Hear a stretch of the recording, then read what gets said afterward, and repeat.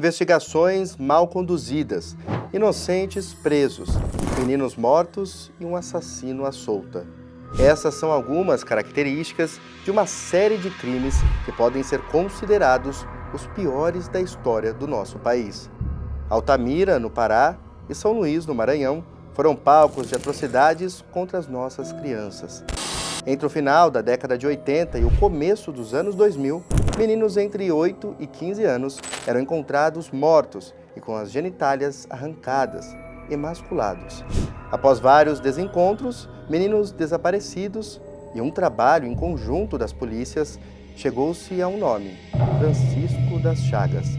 A sorte de Chagas acabou no começo de dezembro de 2003, quando o menino Jonathan desapareceu. Antes de seguir com Chagas, o garoto avisou a irmã com quem iria. Chagas foi preso e depois condenado a mais de 500 anos de prisão.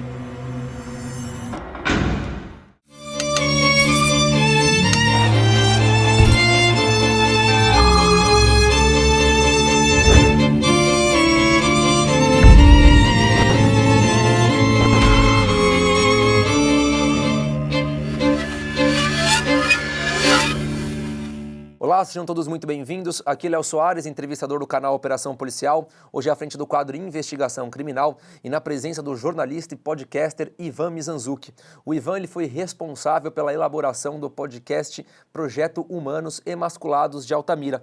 E é sobre essa história, sobre esse caso que nós vamos tratar na entrevista de hoje, o caso dos meninos emasculados de Altamira. Entre os anos de 1989 a 1993, ali na cidade de Altamira, que fica no interior do estado do Pará, esse local ficou totalmente aterrorizado, amedrontado pelo fato de algumas crianças terem sido encontradas mortas emasculadas, ou seja, castradas, com seus órgãos genitais cortados. Só que nesse enredo, em todo esse cenário, há diversas perguntas que até hoje sobrevivem na nossa realidade. Quem de fato cometeu esses crimes? E por que essas perguntas ainda sondam a nossa realidade? Porque alguns suspeitos da época foram presos, só que depois, no meio desse enredo, aparece o Francisco das Chagas, ali em 2003, que também é considerado um suspeito, porque alguns crimes acontecem em São Luís, no Maranhão, e crimes muito parecidos com os que aconteceram em Altamira. E aí levanta-se a hipótese de que Francisco das Chagas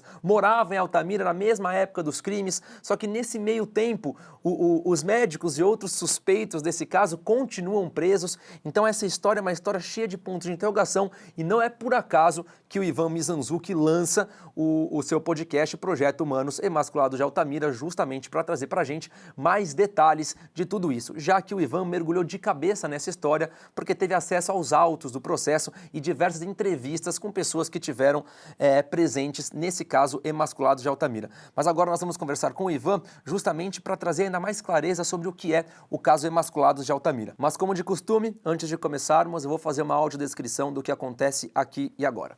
Eu sou o Léo Soares, entrevistador do canal Operação Policial, tenho cabelo curto preto, pele branca, barba cerrada, estou vestindo uma camisa polo preta e branca, uma calça preta, sapato social preto. Estou sentado em uma cadeira marrom. No centro do nosso estúdio, uma mesinha e uma caneca. À minha esquerda, uma luminária e uma grande televisão, a qual vemos o Ivan Mizanzuki, já que a nossa entrevista acontece via videochamada. O Ivan está em seu escritório, ele tem cabelo preto, pele branca, barba cheia, está vestindo uma camiseta preta e usa óculos e um fone de ouvido. Atrás dele, no seu escritório, um estante com diversos livros e alguns instrumentos musicais. Ivan, agora sim estamos prontos, é um prazer conversar contigo, a pessoa que foi a responsável pelo podcast Projeto Humanos Emasculados de Altamira e que é tão reconhecido como um dos melhores podcasts quando a gente trata desse assunto. E eu gostaria que você contasse pra gente, só para contextualizar, principalmente pelas pessoas que não estão assistindo agora, inicializando esse caso, o que é o caso Emasculados de Altamira? Como que é que isso chega até você? Bom, prazer estar aqui, Léo. Obrigado pelo convite, né? Já é a segunda vez que eu participo aqui do canal, então é sempre um prazer. Eu tive contato com o caso Emasculados de Altamira a primeira vez quando eu ainda estava investigando o caso, né, pesquisando o caso Evandro, né, que foi a temporada anterior do Projeto Humanos, que foi inclusive o motivo de eu ter vindo aqui anteriormente, né?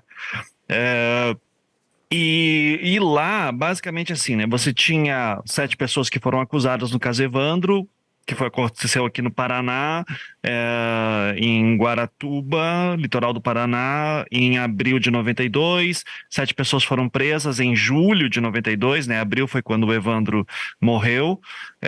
E as pessoas eram acusadas de fazer parte de uma seita satânica, matar o menino em magia negra, enfim, uma série de problemas que a gente já esclareceu. Aquelas pessoas são inocentes e tudo.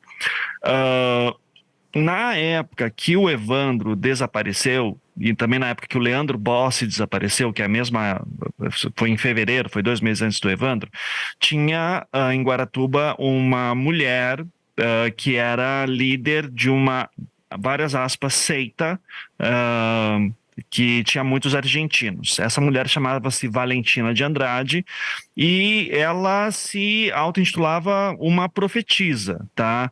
Ela até mesmo era bem, vamos dizer assim, bem modesta nesse ponto, mas ela dizia que ela tinha contato com inteligências que ela chamava de individualidades, que seriam extraterrestres, e que essas individualidades trariam revelações para ela, e que ela escrevia sobre isso. Então ela tinha seguidores, principalmente argentinos, e estava ela e esses seguidores argentinos ali em Guaratuba na época que os meninos desapareceram. Essa parte é importante porque depois que prendem as 7 pessoas, os 7 inocentes de Guaratuba, né, como se fossem os culpados, a lógica em Guaratuba é, ok, existe uma seita satânica que está matando crianças, eles devem ter mais membros. E daí descobrem a Valentina. E daí a Valentina aparece primeiro na história. Essa é uma história única, tá? A gente tem que olhar ela no amplo. A Valentina aparece primeiro nessa história toda como sendo uma suspeita de ser uma líder de uma seita satânica que está instruindo as pessoas a matar, os seus seguidores a matar crianças, né? Então a Valentina aparece primeiro na história como suspeita do caso de Guaratuba. Esse é o primeiro ponto que tem que ser esclarecido. Quando ela aparece como suspeita, ela era uma pessoa tão peculiar que é feita uma busca e apreensão na sua casa, encontram desenhos, vídeos, etc. E esses desenhos e vídeos e tal começam a aparecer na imprensa como olha aqui o que esses satanistas estão fazendo. Porque tinha desenho, ela tinha um livro que ela tinha escrito chamado Deus, a Grande Farsa, que é um livro assim muito mais, o nome, né? Ele é muito mais uma lógica de Schopenhauer, de Nietzsche, sabe? Do tipo, olha, se Deus é bom, por que permite tanta coisa ruim acontecendo? Então ela vai para uma linha de quase de uma gnose pré-cristã, assim, para quem conhece o termo de história das religiões, de que acreditar que esse Deus que é dito no Novo Testamento, do Antigo Testamento, seria um demiurgo, é um Deus antigo, né? É um Deus que não é Deus de verdade. O verdadeiro Deus é o Deus do amor, do Novo Testamento. Ela faz tudo isso e ela diz que está recebendo essas informações por inteligências extraterrestres, tá? A lógica da filosofia dela é essa, só que é um momento de pânico satânico, né? Sim, as pessoas acreditam que tem seita satânica, tá? Então, se uma mulher escrever um livro chamado Deus, a Grande Farsa, ela deve estar envolvida com satanismo. A lógica é essa. Fazem investigações, não chegam a lugar nenhum, a Valentina é liberada. E nunca mais se levanta, ou pelo menos oficialmente, a possibilidade da Valentina ser suspeita dos crimes, está relacionada com os crimes de Guaratuba. Só que o que saiu dela sobre Guaratuba foi para o Brasil inteiro. Saiu na revista Manchete, na revista Veja, saiu no Jornal Nacional, saiu em tudo. Daí, corta aqui Guaratuba, encerra isso, eu sabia disso, e eu sabia o quê? Que a Valentina tinha sido acusada, e chegou aí para júri popular, no Pará, por ter sido acusada de ser líder de uma seita satânica que estava matando e emasculando crianças em Altamira, no Pará. Essa é a seita luz, alinhamento universal superior, certo? Isso, isso. É o alinhamento universal superior, que a gente chama de seita luz.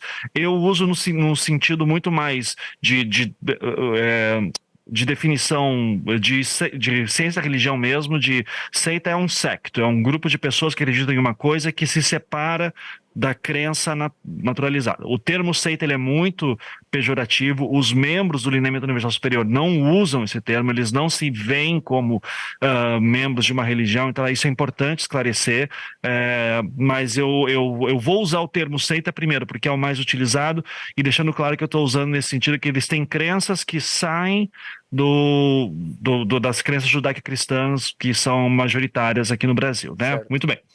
Tá, então... Eu sabia o quê? Ok, tinha essa suspeita do caso Evandro, ela nunca foi acusada, principalmente do caso Leandro Bossi, principalmente, ela nunca foi acusada formalmente, mas ela foi a júri no Pará como líder de uma seita satânica. E daí a lógica para quem vê isso é, a mulher foi suspeita no sul do Brasil e suspeita e acusada no norte, tem alguma coisa estranha, né? Então, eu confesso que eu comecei a entrar nessa história porque eu pensei, de repente, aqui está a solução para o caso Evandro, vamos entrar nessa. Só que para isso, eu preciso entender como que ela foi acusada, como que começou a acusação. Daí eu tive que entrar no caso dos meninos emasculados de Altamira. Então, assim, eu entro no caso desse jeito. Né? Daí é nesse momento que eu entro em contato com o Rubens, que é um advogado e estava fazendo mestrado também em antropologia lá no Pará. Ele conhecia esse caso, a dissertação dele de mestrado era sobre o caso dos emasculados de Altamira, então a gente fez uma parceria, né? Eu paguei pelos serviços dele, contratei ele também como consultor, para que ele ajudasse a gente a fazer todas as coisas. Eu aqui de Curitiba, ele lá em Belém. E daí depois a gente foi para Altamira junto e tudo. Mas pegamos todo esse material e começamos a ler.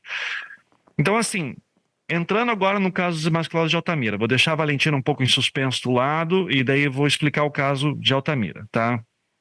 O caso de Altamira, ele tem diferentes fases. Eu costumo dizer que ele tem pelo menos 5 ou 6 fases, assim, bem distintas. A primeira e mais importante, ao meu ver, né, se a gente quer entender o que é o crime, o contexto histórico, tudo, é justamente a fase dos crimes, que ocorrem entre 89 e 93. Nesse período, você vai ter uma série de meninos em Altamira, no interior do Pará, que estão sendo sequestrados, desaparecendo, e a gente não sabe o que aconteceu com boa parte desses casos. Tem meninos que são atacados, que a gente tem registro, três primeiras vítimas que são atacadas e sobrevivem, né? E elas são emasculadas. Então esses sobreviventes, os 3 sobreviventes, eles são peça importante aqui desse quebra-cabeça todo. O primeiro, ele teve lesões leves e os outros 2 foram completamente emasculados. Os outros 2, eu chamo o segundo sempre de segundo sobrevivente, eu nunca cito o nome dele porque eu sei que ele não quer nenhuma exposição. E o terceiro é o Vandy Clay. E o primeiro é o José Sidney, assim também, que tem uma vida normal, não teve grandes sequelas, né? Apesar do trauma terrível, mas ele conseguiu. Ele não teve uma lesão tão grave quanto os outros. Tá certo. Eu vou seguir nessa mesma linha que você, tá, Ivan? Quando a gente fala desse segundo sobrevivente, eu também vou tratar aqui como segundo sobrevivente. Claro, beleza. Então, nós temos esses casos que acontecem entre 89 e 91, e você tem um ou outro menino que desaparece. E assim, que a gente não sabe o que aconteceu com eles, e tem um caso em específico que é o do Ayrton, né, o menino Ayrton, que ele tinha, eu tô pegando aqui a minha anotações, o menino Ailton, perdão. O Ailton, ele tinha 10 anos de idade, ele desapareceu no dia 5 de maio de 91, e 46 dias depois foi encontrada uma ossada com os seus pertences, né? Essa ossada, inclusive, é uma tragédia, porque ela se perdeu. Essa ossada foi levada de Altamira para Belém para ser feita mais exames, se perdeu, a família nunca pôde enterrar. E a gente está falando aqui de pessoas pobres, tá? Assim, as famílias não têm recursos, elas não entendem exatamente como que funciona o sistema todo, né? Então é uma falta de conhecimento até sobre o que eles podem fazer, que direitos que eles têm. A professora Paula Mendes Lacerda, inclusive, que é professora de antropologia no Rio de Janeiro, né, salvo engano, acho que ela é da UERJ, e ela fez uma tese de doutorado super interessante, justamente mostrando como é que foi essa mobilização política das famílias de vítimas, tá? Mas assim, até 89, entre 89 e 91, você tem esses meninos que estão desaparecendo, você tem esses meninos que a gente não sabe exatamente o que aconteceu com eles, e daí tem esses sobreviventes. Quando chega janeiro de 92, Daí nós temos o caso do menino Judirley, né, que é o primeiro que aparece morto e emasculado, né? É o menino Chipaya, que ele era de uma etnia indígena, né, os Chipaya, e ele, quando ele morre, ele desaparece no Ano Novo, e daí ele aparece o seu corpo com vários ferimentos e está emasculado. E daí isso já chama a atenção, né? Que tipo de monstro que está fazendo isso e tal. Daí vem até o termo monstro de Altamira. Prendem um andarilho que acreditavam que poderia ser ele, o Rotílio, né? Esse cara morre preso, e daí já começa uma história assim, tipo, não, peraí, eu acho que não foi exatamente esse cara, porque isso aí tem essas crianças aparecendo. A lógica é a seguinte: se tem tanta criança sendo atacada e desaparecendo e até agora não foi presa, não foi pego, deve ter gente poderosa envolvida. E isso tem muito a ver com o contexto histórico da região de Altamira. Tá? A gente tem que entender o que é Altamira. Altamira é uma cidade que tem booms populacionais em momentos específicos. Na década de 90, o mais importante ali é do que aconteceu na década de 70, que foi a construção da rodovia Transamazônica, que teve uma migração em massa para lá, só que não teve estrutura para receber tanta gente. Então, quando você tem muita gente chegando no mesmo lugar e não tem estrutura, o índice de criminalidade aumenta consideravelmente. Então, ele vira um lugar muito perigoso. Então você vai ter grandes empresários, né, que são donos de terra, donos de negócio e tal, e que são os bacanas da cidade, né, enfim, e você tem né, vou fazer um exagero aqui, assim, é como se não existisse classe média. Você tem uma pequena população que é muito, muito, muito rica, e você tem muita gente miserável, tá? E a gente está falando assim de não tem assistência médica, não tem escola, não tem nada, né? Então você tem o trabalho do campo, assim, você trabalha e quase um trabalho de subsistência. Então, nessa região, né, de Altamira, você vai ter ali uma atuação forte do chamado consórcio da morte, né? Que é o quê?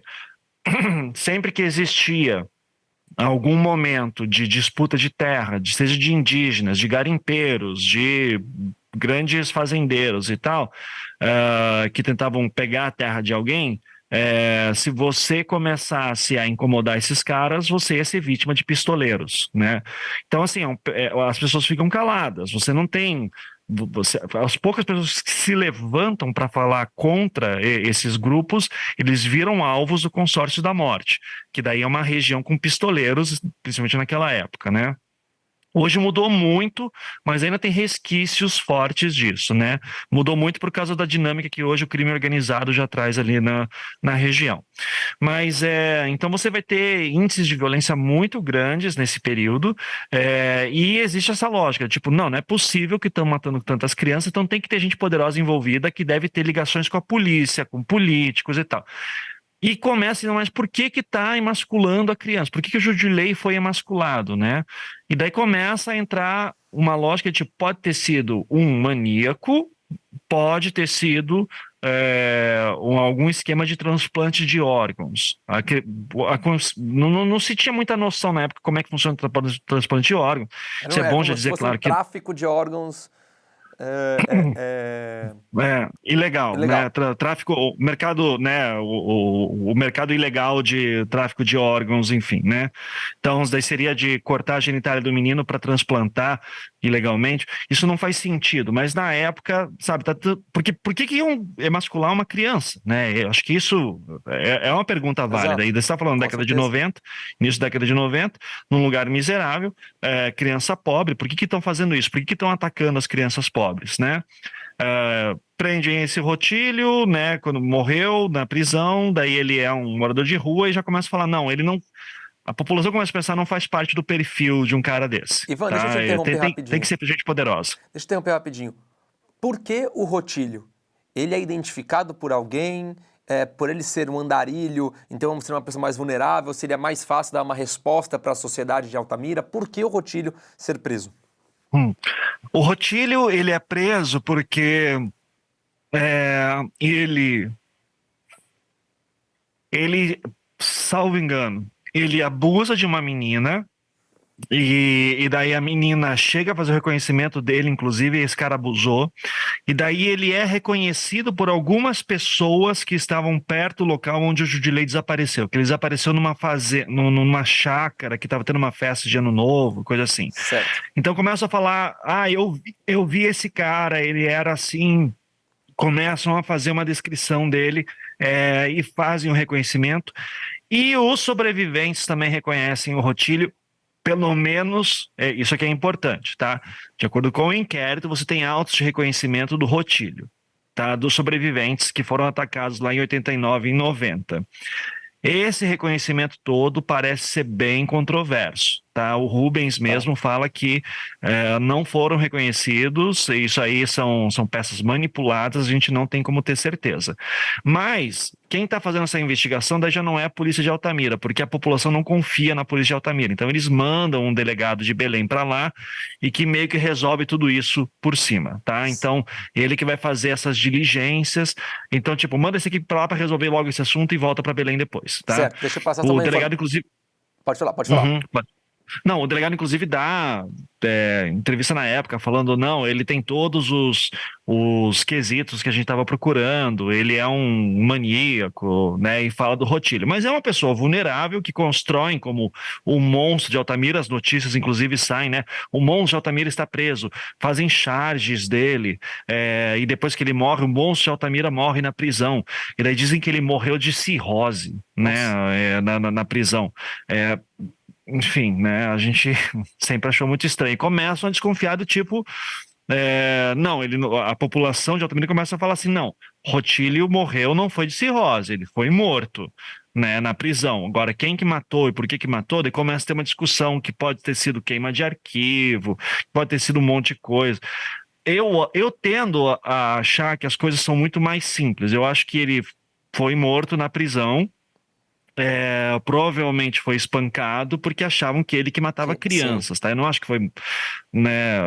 Eu acho que foi uma questão de vingança, sendo tipo, vamos matar esse vagabundo mesmo e vai, né? Mas Rotílio foi um primeiro inocente que morreu preso, né? Acho que é bom deixar claro. Eu compartilho da sua opinião. Para mim foi exatamente isso. É como se fosse hoje em dia colocar um estuprador numa prisão, né? Para outros tipos de criminosos. Esse rapaz ou essa mulher, enfim, a grande chance de ela ser morta dentro daquela cadeia, por isso que existe uma separação e um presídio específico para os agressores sexuais, enfim, os violentadores. Agora, é importante deixar claro isso, né? O Rotílio, ele nunca negou que tinha abusado de uma menina. Então, assim, ele cometeu um crime, tá? Certo. Só que ele nunca foi acusado formalmente daquele crime. Ele foi acusado de ter matado o Judilei. Tá? Então ele morreu, quando eu digo morreu inocente pela acusação que ele sofreu, tá? Ele, inclusive, era uma das coisas, ele não tinha problema nenhum em assumir que tinha cometido um crime. Só que ele dizia, Judilei eu não fiz, não fui eu, tá? Mas ele foi reconhecido por pessoas na época, tá? Então isso já mostra o problema do reconhecimento também, né? Certo. Deixa eu só passar uma informação para quem nos assiste. O Ivan citou agora há pouco o nome Rubens. O Rubens, ele já conversou com a gente, é o Dr. Rubens Pena Júnior, ele é advogado e defende o sobrevivente Vandy Clay, que na verdade está nessa amostra aí dessas 3 primeiras crianças que foram atacadas e que sobreviveram. O Vandy Clay é um sobrevivente e o Dr. Rubens está com o Vandy Clay até hoje. E aí, Ivan, a gente chega no ponto-chave dessa história que envolve o Rotílio, é que na verdade o Rotílio ele foi preso, ele é morto na prisão, só que os crimes não param de acontecer. As crianças emasculadas ainda aparecem sendo sequestradas, mortas e emasculadas, certo? Certo. Então, assim, os casos, né? Eu aqui acabei de abrir a minha tabelinha com todos os casos, né? Nós temos alguns casos, assim, que... Vamos lá. Crianças desaparecem e morrem, né? Isso infelizmente acontece, né? Agora, será que esses casos estão relacionados? Então, boa parte do trabalho da doutora Paula também, né? Que é a antropóloga, que fez sua tese de doutorado sobre isso, é justamente mostrar que existe uma reivindicação das famílias posteriormente, que é mais dizer assim, vocês não estão cuidando das crianças de Altamira, né? Isso falando pro Estado. Então, você tem, depois do Judilei, em janeiro de 92, você tem o Edinaldo, em abril de 92, né? Que ele foi encontrado morto num poço, a gente não, sabe, são características bem diferentes dos outros casos que a gente vai ver, mas enfim, nunca foi investigado. Em meados de 92 a gente não sabe a data exata, né, mas sofre de uma tentativa de sequestro um menino chamado Renato.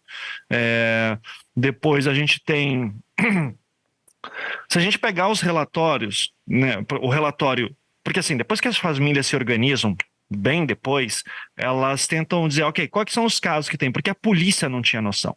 Sabe? Esse é o nível de abandono que as pessoas têm ali. Então as famílias precisam se organizar e começar a dizer quais são as histórias que nós temos aqui. E você consegue inclusive ver, né, como eles estão ouvindo mais histórias e conseguindo incluir nos seus trabalhos. Então existe, por exemplo, uma história de que em Anapu, que é uma região ali perto, existe um menino que seria um sobrevivente, mas que eles nunca tiveram contato, tá? Num relatório que eles fazem, inclusive, eles citam, existe a informação de um garoto que teria sido emasculado e sobrevivido, os seus parentes teriam escondido o caso, o anônimo de Anapu. Seria um quarto sobrevivente que a gente nunca conseguiu ter certeza se existia ou não, muito menos eles, tá? Por que a família não falaria? Porque a lógica, né, por que eu vou atrás da polícia? Né? Se você mora numa grande cidade e acontece um crime com você, ou uma tentativa de crime, você vai para a polícia se acredita que é importante deixar claro que aconteceu aquilo, né? Então, você foi roubado e os seus pertences são importantes. Você quer que né, alguém possa fazer alguma coisa por você. Sua casa foi roubada. Enfim, né? Te ligaram te ameaçando. Se você acredita que alguma coisa vai ser feita, você vai. Agora, se você é roubado na rua, porque roubaram, sei lá, uma pipoca, né, uma coisa inútil assim, você não vai fazer nada. Você diz assim, não vou pra polícia para fazer um BO por causa de um roubo de pipoca, né? Assim, não faz sentido. Mas um crime aconteceu e você não fez nada. O nível de abandono que tem nesses lugares é tão grande que assim, você vai ter meninos que, por exemplo, desaparecem, voltam para casa machucados e a família não vai fazer, não faz nenhum BO porque não acha que a polícia vai fazer qualquer coisa. Tá? Então, quando a gente vê isso, e tem um medo, se existe um medo que tem poderosos envolvidos em crimes contra menores, e o meu filho voltou para casa, mas ele foi emasculado, primeiro, eu vou ter a vergonha que meu filho agora, meu filho homem, ele está sem o seu pênis, sem sua genitália. Sim. Eu não quero que as pessoas fiquem comentando sobre isso, e eu não quero também me expor. Então, esse medo é muito constante aqui. Então, por isso que você vai ter muitos casos, tipo, eu ouvi falar, tem um cara, eu e o Rubens em Altamira mesmo, a gente ouviu histórias de olha, eu conheço um cara que ele foi emasculado, sabe? E a gente olhava a lista assim de vítimas, essa pessoa não estava lá. Então é possível que tenha tido mais vítimas, a gente não sabe. Oficialmente, daí o caso todo vai mudar muito em outubro de 92, quando some o menino Jaenes, né? O menino Jaenes, assim, ele é uma virada grande, porque o Jaenes, ele é filho da Dona Rosa, ele desaparece e alguns dias depois aparece seu corpo morto e emasculado. Tá? E a Dona Rosa, que era professora na época, ela vai virar uma grande liderança política para essas pessoas que não têm, sabe, que não de todas as crianças que estão desaparecendo e sendo atacadas. Então, a Dona Rosa vai sofrer horrores por causa disso. Ela é mais uma vítima aí que está, né? E a gente já está falando aqui de se pegar todos os casos de sobreviventes, mortos, desaparecidos, tentativa de sequestro, né? O Jaene já seria a 14ª vítima entre 89 e 92. Tá? Então, isso está acontecendo muito e não se sabe se todos os 14 casos têm relação ou não. Tem esse caso do Jaenes, então, ele aparece bastante machucado, né, na propriedade ali, e o Jaenes, né, na propriedade ali onde eles moravam, mais ou menos, e daí começa a vir a questão da família Gomes, né? O Jaenes é filho de um membro da família Gomes, né? E daí começam a falar que os Gomes são muito poderosos, mas o Jaenes era de uma parte pobre da família, então de repente algum dos poderosos teria feito isso com ele. E é nesse ponto que o caso muda, porque daí começam a olhar para o Amailton, que é filho do seu Amadeu. O Amadeu é primo do pai do Jaenes. tá? Então eles moram mais ou menos na mesma propriedade, eles vieram todos do Ceará, tá? Só que o Certo. Amadeu Gomes ficou rico, e o pai do Jaenes não, né? Mas eles moram mais ou menos ali próximos, eles têm propriedades próximas, assim, e quando o Jaenes morre, começa-se já a aventar que o Amailton, filho do Amadeu, seria o culpado. Quem é quem é o Amailton Gomes? Amailton Madeira Gomes. Era um jovem de 20 e poucos anos que, assim, era um playboy, tá? Acho que esse é o melhor jeito de falar. Gostava de rock, gostava de fumar maconha, gostava de, sabe, um jovem, né, playboy em Altamira em 1992. É isso.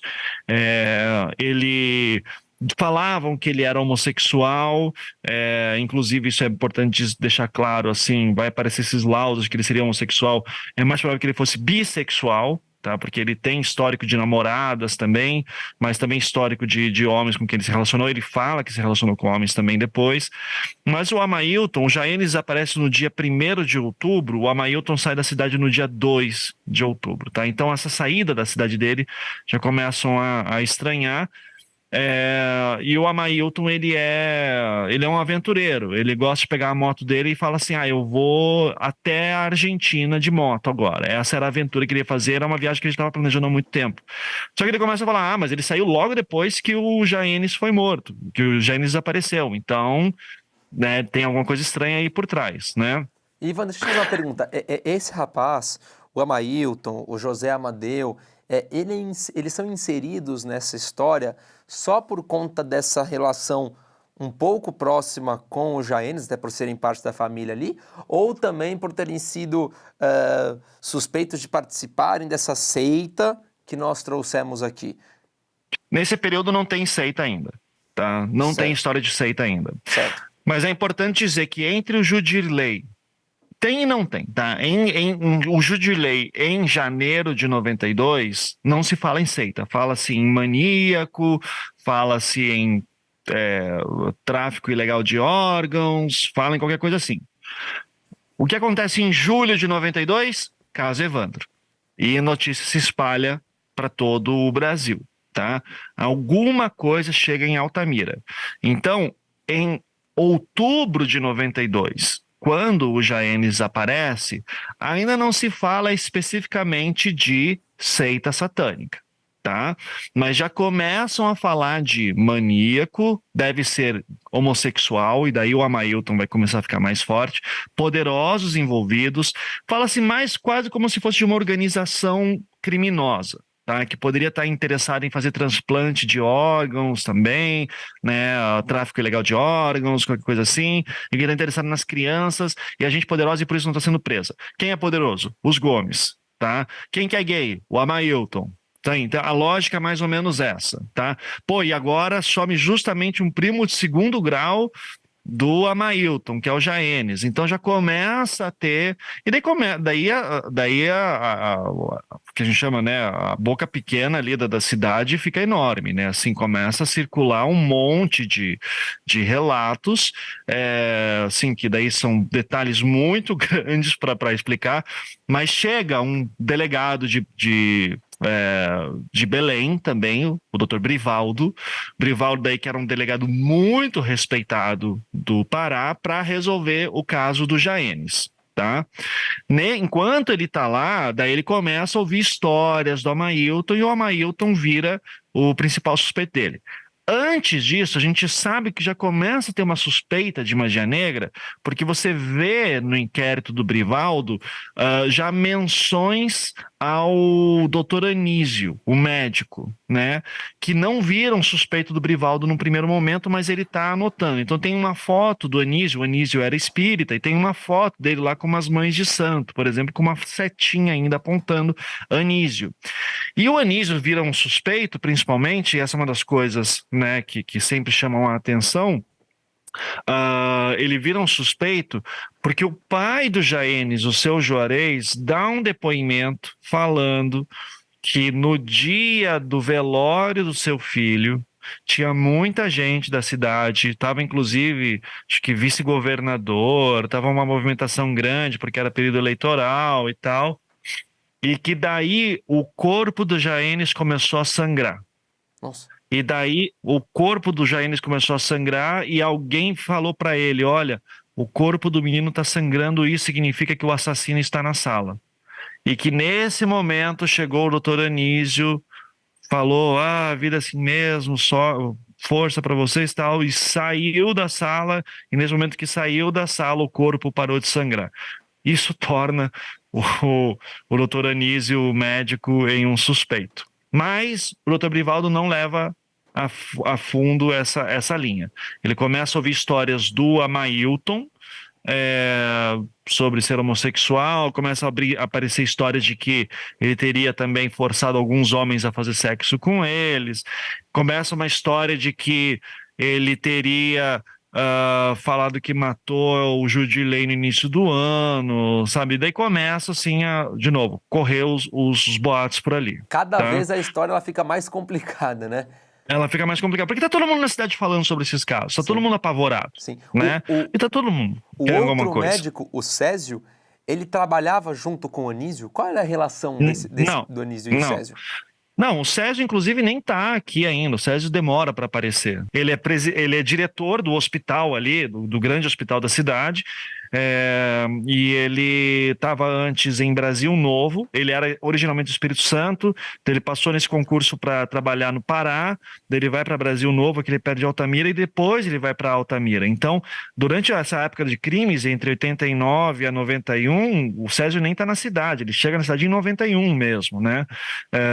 E daí em Altamira mesmo, ali, essa época de 92, ele é diretor do hospital. O Anísio, ele era médico de uma clínica particular que ele tinha, a mini clínica do Dr. Anísio, então eles nem se cruzavam. O Anísio, inclusive, era visto como um médico, assim, mal visto pela classe médica de Altamira. Os médicos não gostavam do Dr. Anísio. Daí, motivo de não gostar... Putz, daí assim, é difícil dizer. Você tem desde histórias de que o Anísio fazia procedimentos irregulares, que seria um mau médico. Aqui começa também as suspeitas de que ele faria abortos, e a gente está falando aí de novo, particularidades de Altamira. Nesse período que você tem um consórcio de morte, pobres, né, lutando por seus direitos, será? Quem que vai dar suporte a todas essas pessoas? A Igreja Católica. Então, a Igreja Católica, ela vai estar muito próxima de ativistas políticos, principalmente questão de terra, direito de mulheres. Então, é uma base católica bem progressista que tem lá. Só que assim, você é católico progressista até um certo ponto, né? Assim, por exemplo, aborto, não, você tá maluco. Então, como tem essas histórias do Anísio, doutor Anísio, fazer abortos e procedimentos irregulares, ele acaba sendo mal visto. E para piorar, o Anísio era espírita. Né? Então, numa época que espiritismo aqui também tem uma concepção muito larga, sabe? Você está falando de kardecismo, ele se diz kardecista, mas também é um momento que ele junta com religiões de matriz africana, tanto que tem ele ali com foto com a mãezinha, que era uma mãe de santo conhecida da região. Então, veja, tudo isso aqui, né? A gente está falando de um caldeirão cultural muito específico, de um contexto muito específico. Então, a Igreja Católica já não gosta do Anísio, pelo fato de ele ser espírita e pelo fato de ele ser uma má reputação de médico. Os médicos não gostam também, sabe? Então, o Anísio é um cara totalmente alheio, assim, a esses meios que a gente está falando. E o Césio é um diretor de hospital evangélico, super reconhecido ali dentro, super respeitado. Ninguém fala do Césio aqui, tá? Então, isso é um ponto bem importante de dizer. Quando daí o Amailton está fora da cidade, começam a acontecer alguns casos ainda. Tem 2 tentativas de sequestro, né, ainda em outubro e novembro, que a gente não sabe as datas exatas, mas é o que as familiares dizem, né, que ocorrem mais 2 tentativas de sequestro. E daí tem uma morte 1991. 92. O Amailton está fora da cidade. Então vamos lá, né? 1º de outubro de 92. O Jaenis desaparece. Exato. Né? O seu corpo vai ser encontrado, salvo engano, no dia 3. Foi o Jaenis que teve os olhos arrancados e os punhos dilacerados, certo? Isso, exato, né? Um punho cortado e foi se viciado e emasculado, né? Não tinha sangue no local, que indica que ele deve ter sido levado de um lugar para o outro, né, tal. Mas enfim, ele some no dia 1º, no dia 2 o Amailton tá saindo da cidade para Certo. fazer suas aventuras de moto, Tá certo. tá? Que não era uma coisa incomum, ele fazia isso, tá? Mas ele ia fazer uma longa viagem até a Argentina, e daí já começa o que ele vai fazer na Argentina, daí a gente já lembra lá da Valentina, Certo. tá?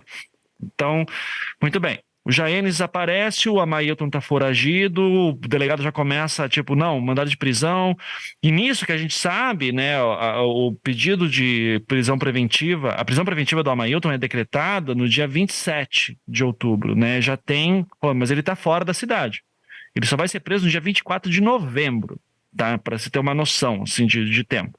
Mas nisso a gente sabe que a família do Amailton tá falando com ele no telefone, diz assim, escuta, volta aqui, a polícia quer falar com você, volta pra cá, tarará. A gente sabe disso, isso acontece. Tem 2 tentativas de sequestro que acontecem na cidade, a gente não sabe de novo se isso tem relação ou não. Mas aí no dia 13 de novembro de 92, um novo menino é morto, o Clebson, né? Tem 12 anos. Ele desapareceu no dia 13, e daí 4 dias depois o corpo dele apareceu.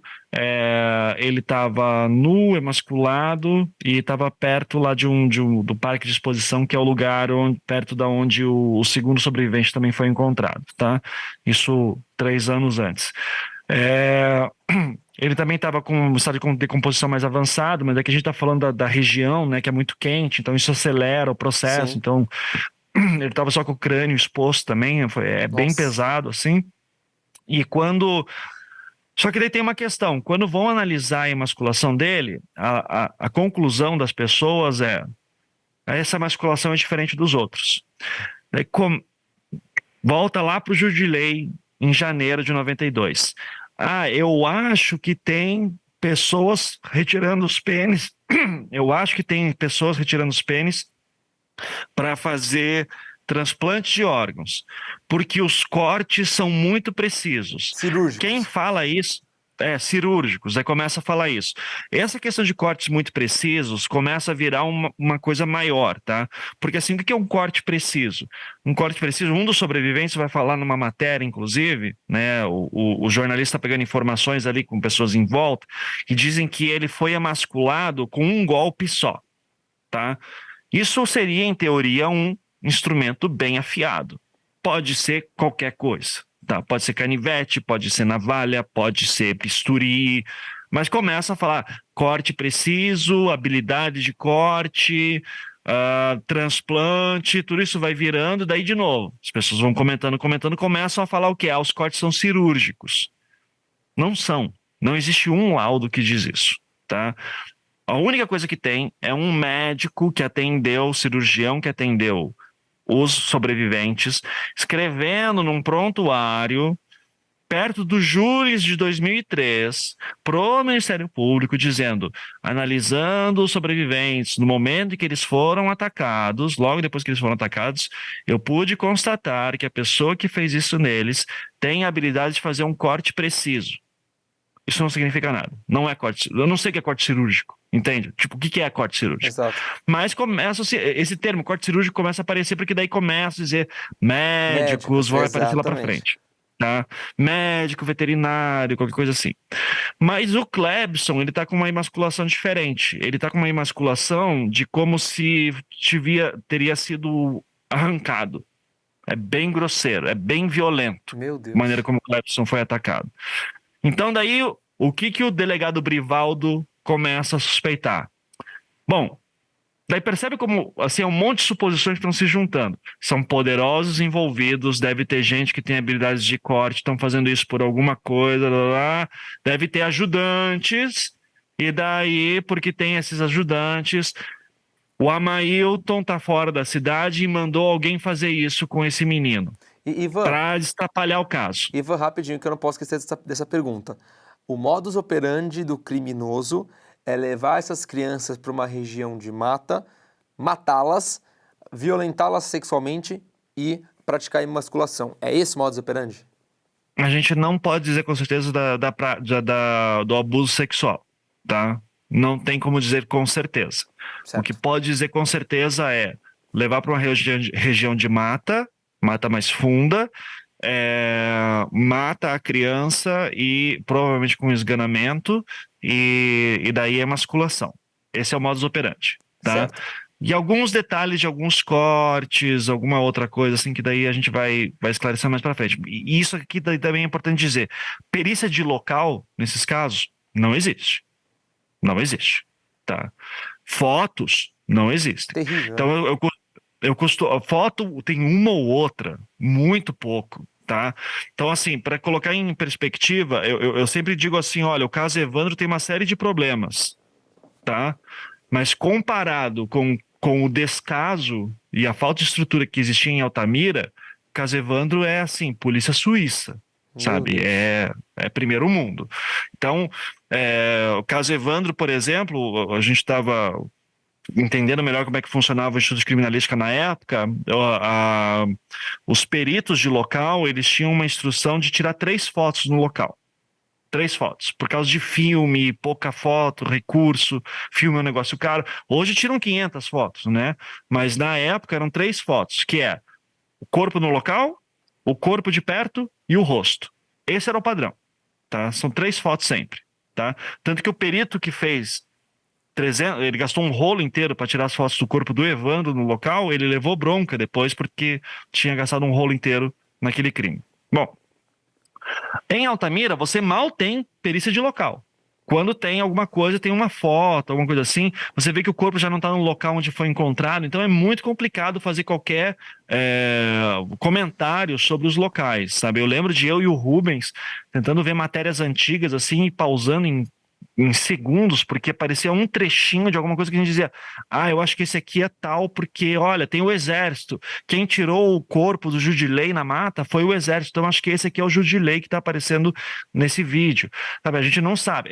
Assim, é uma massa de gente, de tragédias que nunca foram respeitadas. Nunca foram respeitadas, tá? E porque começou a entrar nessa lógica também, é poderoso, deve ter médico, deve ter não sei o quê. O Clebson, inclusive, a família do Clebson, a Maria Esther, a irmã dele, diz, inclusive, que quando o menino desapareceu, ela foi na delegacia para avisar que o menino, que o irmão dela tinha desaparecido, e diz que o delegado, o doutor Brivaldo, ele duvidou que esse menino existia. Sim, não, mas cadê a certidão de nascimento dele então? Sim, porque vocês não, vai que vocês só estão querendo fama, estão querendo atenção. Uma doideira, uma loucura.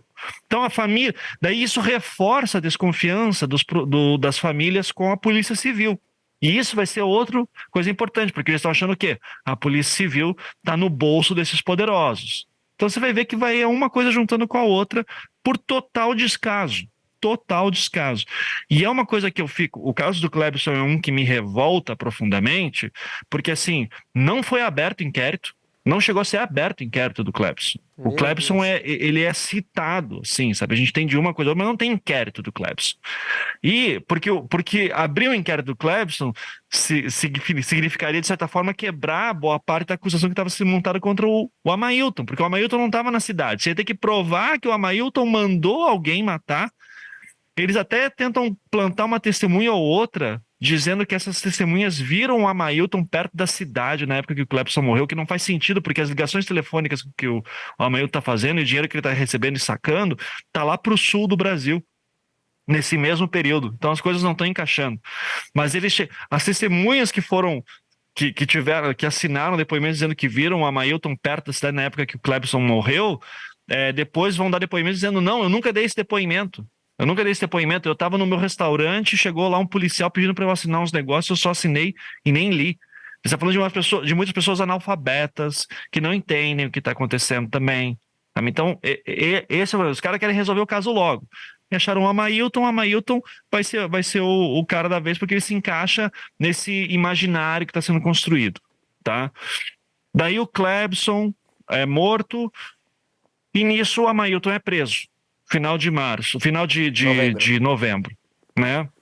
Quando o Amailton é preso, daí, meu Deus, né? Daí sofre todo, sim, é estuprado, ele é violentado, ele foi preso no Mato Grosso do Sul, né? Quando estava subindo, como estava subindo com a moto dele o Brasil de novo para poder voltar para casa. E ele é preso, dizem que colocaram pilha no ânus dele, assim, Nossa, bem gente. complicado. E ele aparece na imprensa como o monstro de Altamira, né? E daí aparecem notícias do tipo, o monstro de Altamira é adorador do demônio, porque ele tinha filmes de terror em casa. Ou seja, Ivan, o primeiro preso dessa história é o Amailton. Primeiro preso é o Rotílio mesmo, Sim, né? sim, É o Rotílio. Mas daí o Rotílio morre, daí agora quando a gente entra nessa nova fase, exato. daí é o Amailton. O Certo. Amailton é o primeiro preso, tá? Desse grupo. Muito bem. Daí, em janeiro de 92, né? Aliás, perdão. Eu vou falar aqui o que de novo, as datas são um pouco confusas, tá? Mas a gente tem supostamente entre o Amailton ser preso ou o próximo do Amailton ser preso, nós temos 1, 2, 3 tentativas de sequestro. Certo. Em dezembro de 92, um menino chamado Maurício desaparece, o Amailton já está preso. Em janeiro de 93, nós temos o Renan, que desaparece. Certo. Quando eu digo desaparecido, significa que a gente não sabe o que aconteceu. A gente não tem corpo, a gente não tem nada. Até Tá? é bom a gente enfatizar isso. Até hoje, nós não temos corpo, nós não sabemos onde foi parar essas crianças. Exato. Essas crianças, exato. E daí, em março de 93, aparece mais um menino morto, o Flávio. Tá? E o Flávio aparece morto com emasculação parcial. E isso aqui é um detalhe importante, tá? Porque a emasculação dele diferente, vamos usar a mesma lógica do Amailton, né? Não foi o Amailton, porque quando o Amailton estava envolvido, os cortes eram precisos. Só que o Amailton não é médico, não sabe fazer cortes cirúrgicos, sabe? De novo, reforço, não tem nenhuma comprovação de corte cirúrgico. Mas é o imaginário que está se montando ali na época, tá? É o que as famílias estão ouvindo das autoridades, isso é o mais importante. É o que a imprensa está publicando, né? Está publicando sem verificar nada, só de ouvir o que está sendo dito. Então, aparece o Flávio não está completamente emasculado, ele está com alguns cortes. Chega, inclusive, o cara que descobriu o corpo do Flávio, que era um vigia chamado Luiz Arcanjo, chega a ser o suspeito também, mas já largam ele, dizem que apanhou pra cacete também, nunca confessou nada. Enfim, só que daí a história é a seguinte, o Amailton tá preso desde novembro. Chega março, uma criança aparece morta e emasculada. Não é uma emasculação total, mas está emasculada. Daí começa assim, não, mas é uma emasculação diferente. Tá, mas tem gente envolvida, então deve ser uma organização criminosa, tá? Desde que o Amailton foi preso, e principalmente da morte do Clebson, você já começa a ver na imprensa, ou seja, eu estou falando desde novembro de 92, você já começa a ver na imprensa local suspeitas de, tipo, isso aqui pode ser alguma coisa satânica. Já começa a aparecer. Tanto que o Amailton é preso, fazem busca e apreensão na casa dele antes, encontram filmes de terror, alguns livros e começam a dizer, ele é adorador do diabo, ele gosta disso aqui, ele é gay, sabe? Então já começa a dizer assim, esse pervertido sexual, adorador de Satã, sabe? Que tem umas coisas estranhas no quarto, gosta de rock, já começa a aparecer tudo isso. O tá? Flávio, só para confirmar, o Flávio ele teve a glande decepada e a bolsa escrotal arrancada, foi isso, né? O Flávio, acho que ele não teve a bolsa escrotal totalmente arrancada. Deixa eu ver o que eu tenho aqui de anotação. Golpe na cabeça, sevícias, emasculação e mordidas humanas. Mas é uma emasculação diferente, tá? Eu teria que olhar o laudo específico para ver os detalhes. Tá bom. Eu sei que eu posso dizer, eu acho que ele não foi total, acho que ele teve um testículo arrancado. Se eu não me engano isso, tá? Terrível. Um testículo cortado.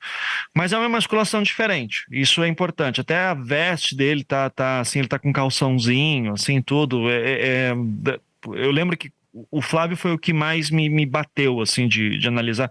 Todos esses casos são horríveis, mas assim, você tem vídeo do Flávio, né? É bem. E você vê que é uma criancinha, assim, então ele tá em posição fetal, assim, é muito ruim, assim, né? E então, quando o Flávio aparece, a história é, ok, essa imasculação é diferente dos outros também, deve ser esse grupo que está fazendo alguma coisa, porque seria o lógico aqui, não é o Amailton, solta o Amailton, ele não tem nada a ver com isso, mas não, eles estão insistindo na questão de grupo poderoso, família de poderosos, deve ter gente envolvida aqui com que deve ter alguma coisa de medicina, lá, seita satânica. Daí começa a aparecer a lógica de seita satânica. As famílias já estão bem organizadas agora, já estão melhor organizadas depois, porque a Dona Rosa vira essa grande liderança, a mãe do Jaemes, que morreu em outubro de 92, que é o caso pelo qual o Amailton foi preso, né? E a Dona Rosa começa a fazer essa movimentação, pedir ajuda da Polícia Federal. Daí você tem vários motivos de por que a Polícia Federal em algum momento entra, tá? Mas assim, eles fazem um pedido lá para o Ministério da Justiça, que pela Comissão de Direitos Humanos já manda alguém para lá, que na época não era de Comissão de Direitos Humanos, era... Ai, gente, quando eu tava fazendo o podcast, eu lembrava todas as coisas de cabeça, porque são muitas siglas e muitas informações. Mas basicamente assim, dentro do Ministério da Justiça tinha um grupo de direitos humanos, não tinha ainda Ministério de Direitos Humanos, só surge em 2003 com o governo Lula, e isso vai ser uma coisa importante, o primeiro governo Lula. E daí depois, quando eles fazem essa ajuda, esse pessoal manda um cara lá para fazer um relatório sobre a situação das famílias, esse cara faz o relatório, volta e diz assim, a situação em Altamira é terrível, as famílias estão desamparadas, precisa-se de uma investigação nova. O ministro da Justiça na época daí fala, então vamos acionar a Polícia Federal, porque daí isso aqui já começa a ser um caso de violação de direitos humanos, e daí isso aí poderia entrar como Ministério da Justiça. Isso eu estou falando por a versão que saiu na imprensa em partes, porque a saída da Polícia Federal a gente não sabe detalhes, tá? O delegado geral da época que me deu entrevista, e que é um cara, inclusive, que admite que fizeram tudo errado naquela época, ele diz que foi feito um acordo entre a Polícia Civil e a Polícia Federal, em que a Polícia Civil ia bancar toda a estadia dos policiais federais para lá, só que isso teria que ser feito com acordo de cooperação e tal, e nada disso está nos inquéritos, nada disso está nos autos, tem muita coisa faltando, então a gente não sabe dizer. Ele até falava assim pra mim, pô, mas tinha que ter. Daí eu digo assim, mas não tem, doutor. Paulo Tamer. Doutor Paulo Tamer. Certo. Doutor Paulo Tamer era delegado geral naquela época, tá? Ele disse pra mim que eles fizeram um acordo de cooperação com a Polícia Federal e daí eles mandam a Polícia Federal pra lá, a agência da Polícia Federal, por quê? Financiados pela Polícia Civil, por que eles fazem isso? Porque a população local de Altamira não está confiando nas polícias federais, nos policiais civis. Perdão, tá? Que lembre-se, no júri de lei já foi enviado um delegado de Belém. No caso do Jaenes foi jogado um delegado de Belém e os casos continuam acontecendo. Então, não adianta a polícia local, não adianta a polícia de Belém, tem que ser polícia federal. As famílias querem polícia federal. Então, vamos tentar fazer o que eles querem.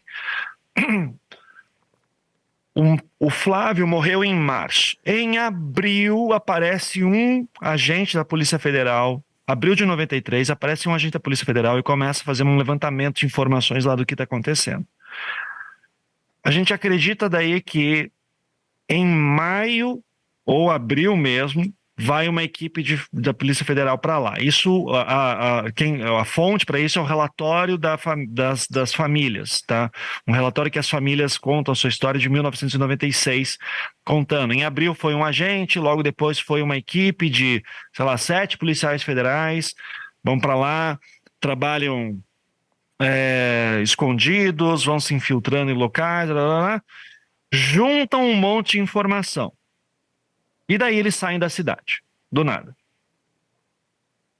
Por que eles saem da cidade? Porque policial federal não pode fazer porra nenhuma aqui. Eles não podem fazer mandado de prisão, eles não podem nada. Sim, quem tem que fazer é a Polícia Civil. É nesse momento que vai entrar o Éder Mauro. Entra o Éder Mauro, que é o delegado de Belém, recebe todas as informações que a Polícia Federal levantou. E daí, quando o Éder Mauro chega, ele já está munido das informações dos agentes federais. Então, você não tem no inquérito, né, no processo, você não tem os relatórios que a Polícia Federal fez. A gente não sabe se a Polícia Federal tomou depoimentos. A gente acredita que sim, mas a gente não tem como ter certeza. tá? Mas a gente sabe que o que acontece lá em, dia 30 de junho de 93, ainda em Belém, o Éder Mauro faz o seu primeiro depoimento, toma o seu primeiro depoimento, que é com um dos sobreviventes, o Vanderlei, tá? Certo. É o terceiro sobrevivente. Daí o Éder Mauro vai para Altamira e em questão de dias, dias assim eu tô dizendo, ele vai para Belém no dia 2, 3 de julho, no dia 5 de julho ele já está pedindo prisão do Anísio, do Césio, do Aldenor, que era um ex-PM, e do José Amadeu Gomes, que era o pai do Amailton. Do Amailton, exato. Daí, note que eu citei 4 pessoas, né? Daí já tem o Amailton preso, então 5. E daí ele vai ainda pedir a prisão de um sexto, que vai ser o ex-PM Carlos Alberto. Boa. Né? Uhum. E daí, logo no primeiro depoimento que ele toma do Césio, ele pergunta para o Césio: Césio, você conhece uma mulher chamada Valentina? Do nada. Valentina nunca apareceu aqui. A gente está em julho de 93. Valentina nunca apareceu aqui. Daí, a primeira vez que a Valentina aparece é num depoimento que o Éder Mauro tá tomando, né, no interrogatório que o Éder Mauro tá fazendo com o Césio, e pergunta: você conhece uma tal de Valentina? Não conheço. Daí logo depois a Valentina aparece como um sétimo. Daí aqui a gente já tem uma das primeiras grandes semelhanças com o caso Evandro na sua forma. Além de rituais satânicos, meninos, suspeita de ritual satânico, menino, você tem 7 pessoas que fazem parte da seita satânica, originalmente. Tá? Igual eles estão tentando reproduzir o que aconteceu no caso Evandro em Guaratuba, eles estão tentando reproduzir em Altamira. Tá? Ivan, eu tenho uma informação aqui que no começo de julho de 93, que é essa época a qual chegamos do caso de Altamira, há um outro desaparecimento que o menino nunca foi encontrado, que é o RFS. Eu só tenho aqui as iniciais dessa criança de 11 anos que foi até o mercado, se eu não me engano, e nunca mais foi visto. Inclusive, meses antes desse desaparecimento, o irmão também já tinha escapado de uma tentativa de rapto. Então, o RFS, ele é de setembro. Já tá quando tá todo mundo preso. Ah, ele é de setembro, então não é de julho. Não. Certo. O RFS é mais um indicativo de que vocês estão fazendo tudo errado, estão prendendo as pessoas erradas. Porque os casos continuam acontecendo. Certo. Existe gente que fala também, depois que prenderam os médicos, os casos pararam. Mentira. Eles continuaram. Tá? Certo, bom saber. Inclusive, o pessoal de Altamira sabe muito bem isso. Mas as pessoas em Altamira acreditam, muita gente acredita na culpa dos médicos, tá? Por conta dessa falta de informação, desse contexto, caso muito complexo. Cara, é difícil para pessoas muito instruídas entenderem esse caso. Imagina no desespero que essas pessoas viveram naquelas condições, tá? Certo. Esse RFS foi no dia 9 de setembro de 93? 9 de setembro, exato. Tá certo. Tá certo. Tá. Ou seja, aqui a gente tem a prova de que, com todas as pessoas presas, eles não são de fato as pessoas que estão comprometendo a segurança da sociedade e sumindo com essas crianças e as emasculando, certo? Sim. Isso a gente fala hoje aqui no conforto do nosso lar e estúdio, né? Exato. Naquela época, tem que lembrar qual é a crença. Grupo de poderosos, com policiais envolvidos, tanto que tentaram prender 2 policiais militares, só um que foi encontrado, né? Carlos Alberto. O Aldenor nunca foi encontrado, a gente não sabe o que aconteceu com ele. Daí você tem 2 médicos, o Anísio e o Césio, você tem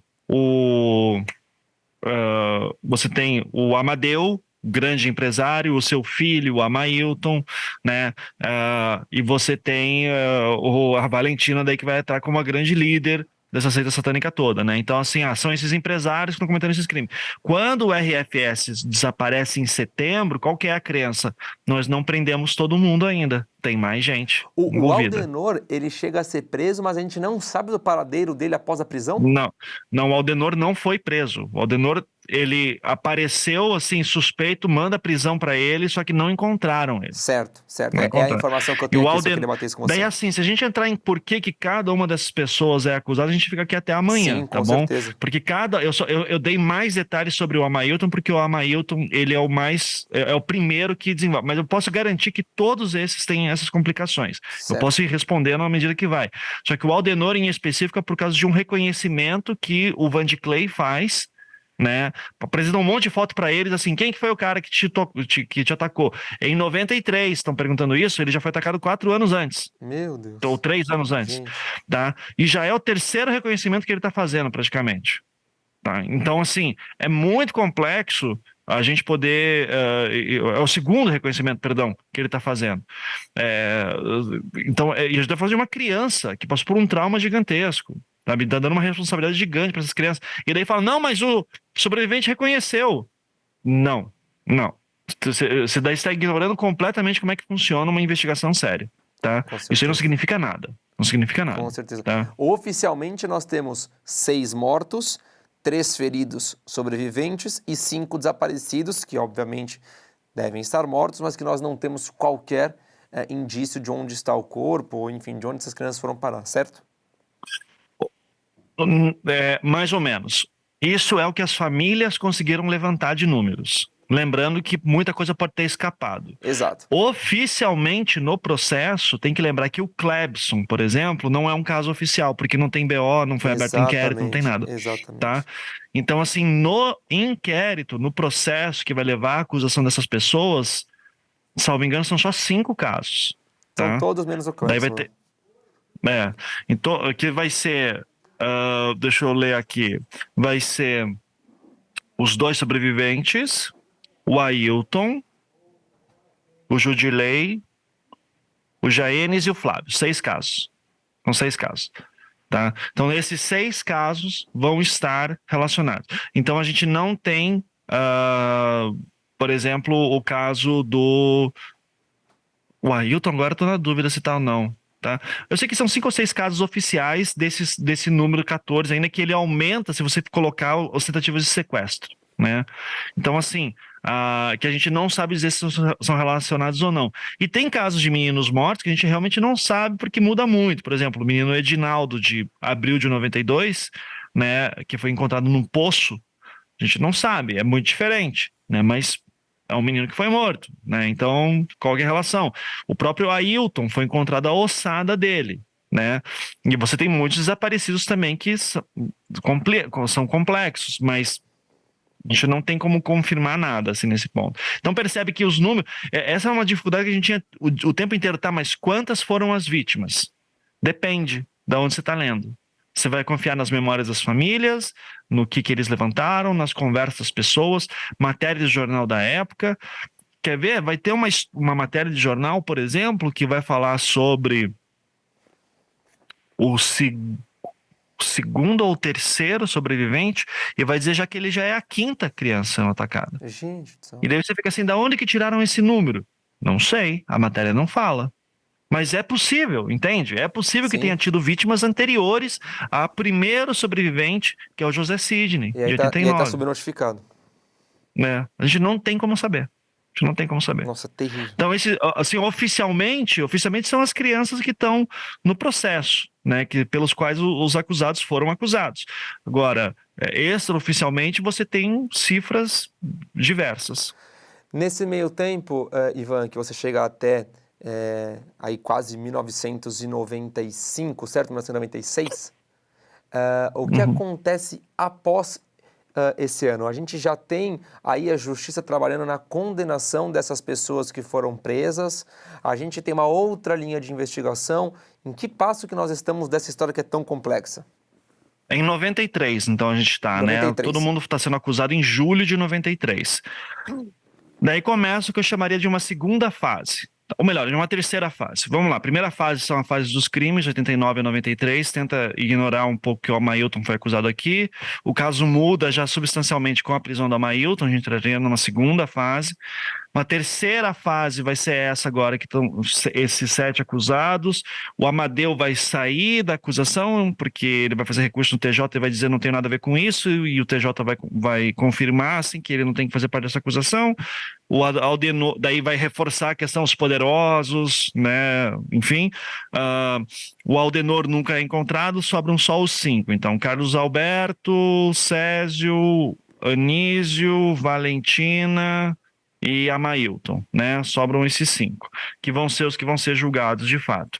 Entre 93 até 2003, quando é a época dos júris, de fato, você tem toda essa fase judicial que é cheia de idas e vindas, tá? Exemplos de idas e vindas. Na época que está rolando a instrução desses acusados, em que basicamente o promotor está coletando depoimentos, né, junto com o juiz está tomando depoimentos na presença de promotor e advogado, tarará. O promotor responsável por essa fase de pronúncia, para essa fase de instrução, ele vai na hora de pedir pronúncia, explicando para quem não sabe, né, prende a pessoa, daí rola um momento de instrução. O juiz, ele tem que tocar a parte de instrução, que vai ser com presença do réu, que vai estar acompanhado de um advogado, vai ter um promotor montando a acusação, responsável pela acusação, para ver se tem indícios acusatórios ali dentro, e vai chamando testemunhas que são, né, vão dando depoimentos e elas são confrontadas por acusação e defesa. É isso, né? Então está tudo acontecendo na frente do juiz, isso é chamada fase de instrução. Nessa fase de instrução, quando termina ela, o promotor tem que fazer as suas alegações finais, os advogados de defesa também, os advogados de defesa obviamente vão sempre pedir pela não pronúncia. E não pronúncia significa o quê? Se pronunciar, vai a júri. Então, o advogado quer sempre que não pronuncie para liberar, né, os seus clientes. E o promotor, via de regra, pede pela pronúncia, faz suas alegações finais, pega todos os depoimentos e pede pela pronúncia dos acusados. Para surpresa de todo mundo, o promotor da época pediu pela não pronúncia. Assim, sabe, é uma coisa incomum. Na fase de instrução, os advogados de defesa e o promotor estão pedindo a mesma coisa. Essas pessoas não têm que ir a júri. Mas você tem um juiz que é muito casca grossa ali e que acredita que aquelas pessoas não são acusadas e manda pronunciar, mesmo assim. Então o juiz está indo contra o Ministério Público. O juiz pode fazer isso, tá? O juiz pode fazer isso. Ele tem essa prerrogativa. Mas a defesa daí alega que foi ouvido um número reduzido de testemunhas de defesa. E é verdade, isso realmente aconteceu. O juiz fez uma interpretação dele, de quantas testemunhas de defesa tinham que ser ouvidas. Então, fazem recurso em Brasília, volta, dizendo, tá certo, esse caso tem que voltar lá para a fase de instrução. Então, começa uma nova fase de instrução. Então, esse caso é cheio de fase de instrução. Ele tem a primeira época, que foi com a Amailton, na fase de instrução, que daí aumentou quando mais pessoas foram presas, daí virou uma segunda fase de instrução e agora a gente está indo para uma terceira fase de instrução, é uma loucura, tá? Daí volta para o início. Daí a gente tem o quê? Eu vou lembrar as datas exatas, tá? Mas assim, você tem, obviamente, nova fase de instrução, que vai ser basicamente para ouvir só testemunha de defesa, só para ouvir testemunha de defesa. Daí houve um monte de testemunha de defesa, chega no final. Daí acontece o normal, entre aspas, né? O que é mais comum, na verdade. Advogados de defesa vão pedir pela não pronúncia e os promotores pedem pela pronúncia. Daí o que acontece?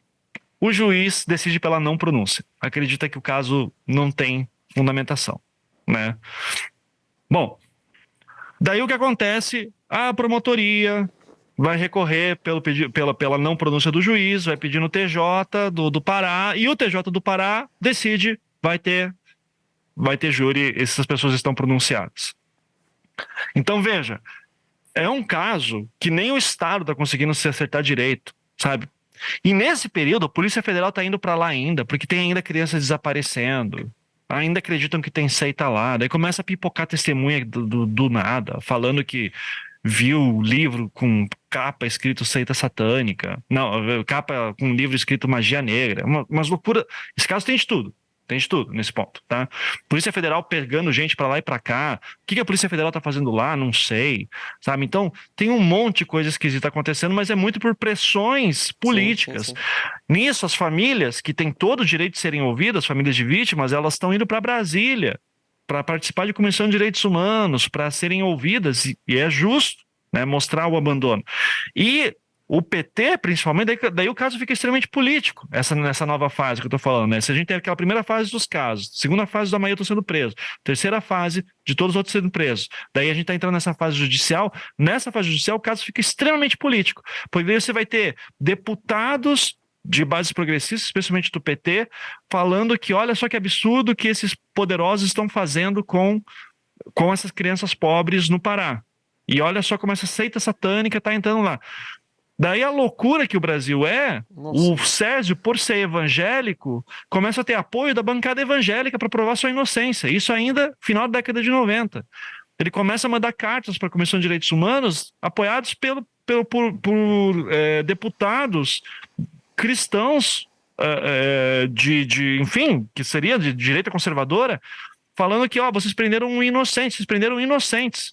Né? Porque a Damares vai falar isso numa comissão de direitos humanos muito tempo depois, ela vai dar um discurso defendendo o Amailton, dizendo que prenderam o Amailton por homofobia. Olha que, Nossa, sabe, gente. Coisa insana. Acontece em 2013. Isso. E a resolução do caso parece estar mais longe não é um ainda, caso simples. Não é um caso simples se você pensar em termos muito binários, esquerda, direita, pobre e rico, você não consegue entender a complexidade desse caso. Tá? Por isso que eu tô falando assim, ele extrapola, sim, muita. Você tem que fazer uma análise sociológica, antropológica desse caso para entender algumas questões dele. Quando você olha pela questão fria, tá, mas o que aconteceu? Isso se esclarece. Mas por que não for tomado, por causa de uma investigação que é feita muito tempo depois? Mas por que não fizeram justiça? Daí você tem que entender essa dinâmica social e cultural que está acontecendo. Tá? Mas fica nessa, o TJ daí pronuncia todo mundo e vai ter os júris em 2003. E daí no júri já vira um outro caso, já vira uma outra história. Daí tudo que eu acabei de explicar para você vira uma outra coisa. Vira outra coisa.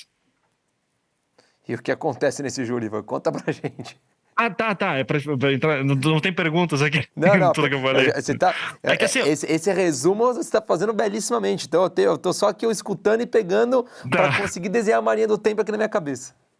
Tá, boa sorte para os editores aí depois, tá? E os roteiristas e tal. Porque muita coisa acontece nesse período, né? Testemunho de acusação vai e vem, né? Você vai ter novas figuras aparecendo.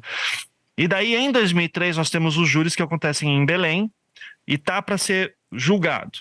Né, vai ser julgado, num primeiro momento os 5 vão ser julgados juntos, e isso para a defesa nunca é bom, né? Você sempre quer que seja desmembrado. Daí você vai ter advogados que estão fazendo tudo que podem ali para defender os interesses dos seus clientes. Daí, gente, é muito advogado. Eu não vou ficar citando todos aqui. Não, por favor, não precisa. Mas assim, basicamente, você tem o primeiro júri, que vai ser Carlos Alberto e Amailton. Isso, salvo engano, é em agosto de 2003, tá?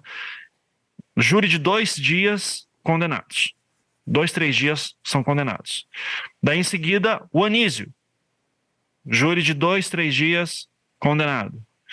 Daí vem o Césio. O Césio era o mais difícil, porque o Césio tinha testemunha que dizia, eu estava sendo atendida pelo Césio quando vocês dizem que ele estava lá atacando o menino. Tá? Porque você tem que ter uma testemunha, que é o Agostinho, que diz que viu o Césio saindo do mato com um facão. Coisa que não faz sentido na linha do tempo também. Mas daí a testemunha tá lá, fala que viu o Césio, fez reconstituição na época, com a Polícia Federal perto, tudo isso. Então, o Césio era o mais difícil, que ele tinha os álibis mais fortes. Só que daí, todos esses júris acontecem alguma coisa durante o júri que deixa ruim para os acusados. O caso do Anísio, por exemplo, teve um momento, o que foi o júri anterior, foi um momento que foi muito tragicômico, assim, porque você está falando, de novo, de pessoas muito simples, né? Uma dessas pessoas muito simples era uma testemunha de defesa do Anísio, que foi lá de Altamira para testemunhar a favor do Anísio.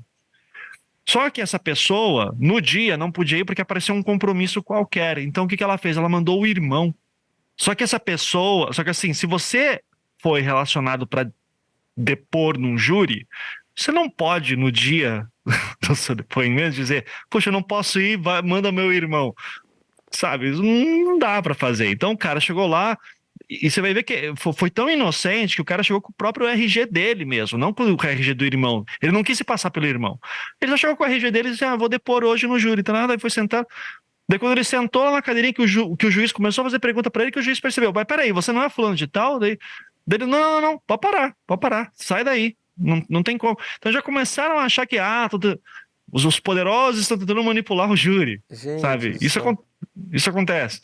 Daí, quando vai o Césio, uma das testemunhas de acusação dele começou a quase bater boca com o juiz também, porque principalmente o promotor, o assistente de acusação, a promotora e o assistente de acusação estavam tentando dizer que ela estava mentindo, sabe? Daí ela começou a bater boca com os promotores, daí começou a se enfrentar com o juiz, então ficou ruim, o clima ficou ruim, sabe? Dava a entender que ela poderia estar mentindo, e não estava, né? E, Daí inclusive o Sérgio foi o condenado. Anísio pega a maior pena, né? O Anísio pega a maior pena, né? 77 anos, se não me engano, não é isso? Isso. O número exato também não vou lembrar, mas isso é fácil de puxar, assim. Mas é que foi a maior pena de todos, né?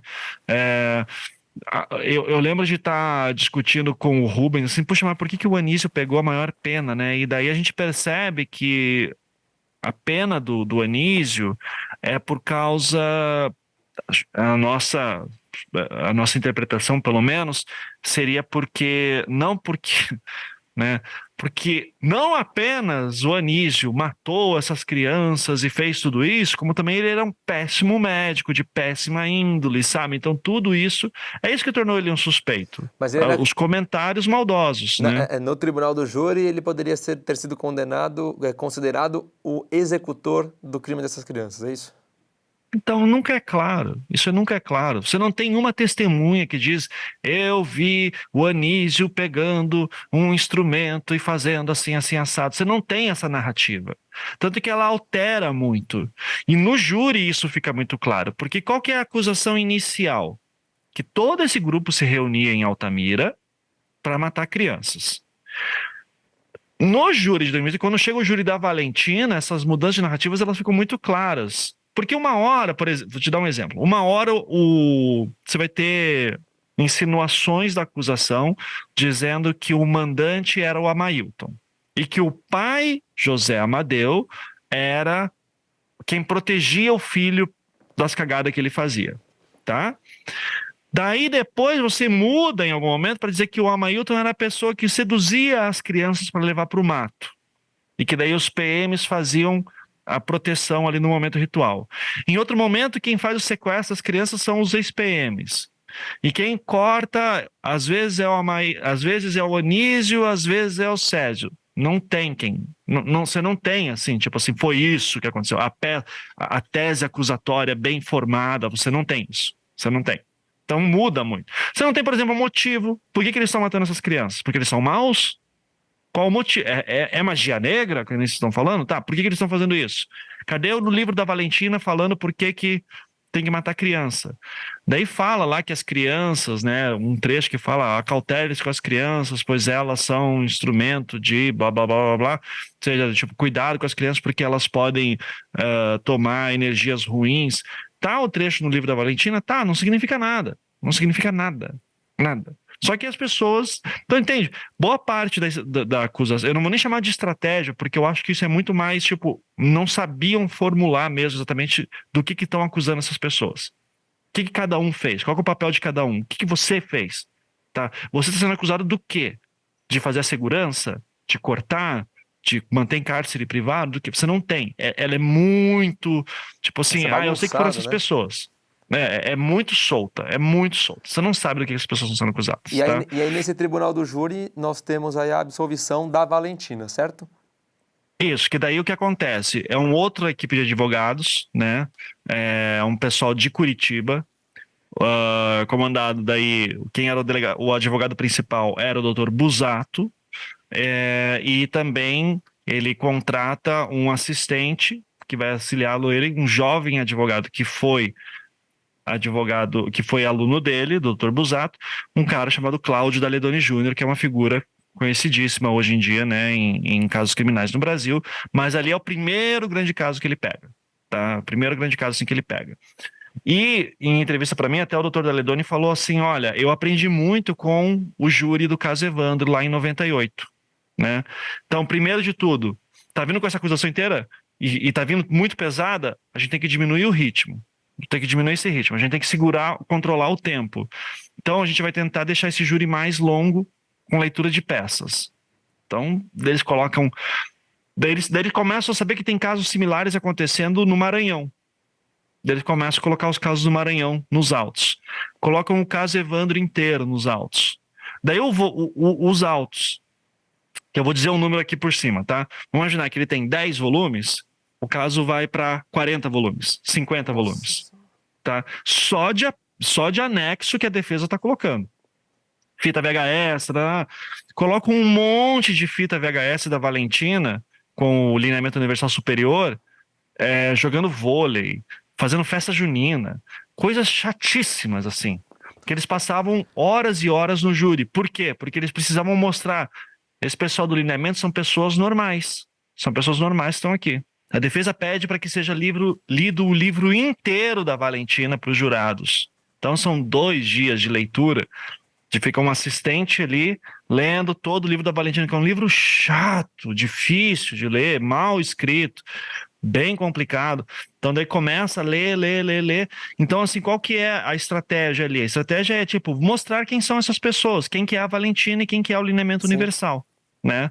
E mostrar que são pessoas comuns, que acreditam nas coisas deles, ok? Mas que isso não é crime e que não tem nada que comprove que são aquelas pessoas.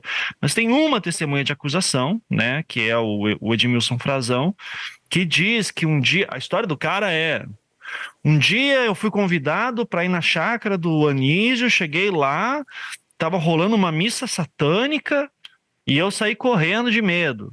E lá no meio tinha uma mulher, né? E era um lugar escuro, com 3 velas acesas, e lá no meio tinha uma mulher com sotaque paranaense. É específico, assim, nesse ponto, né?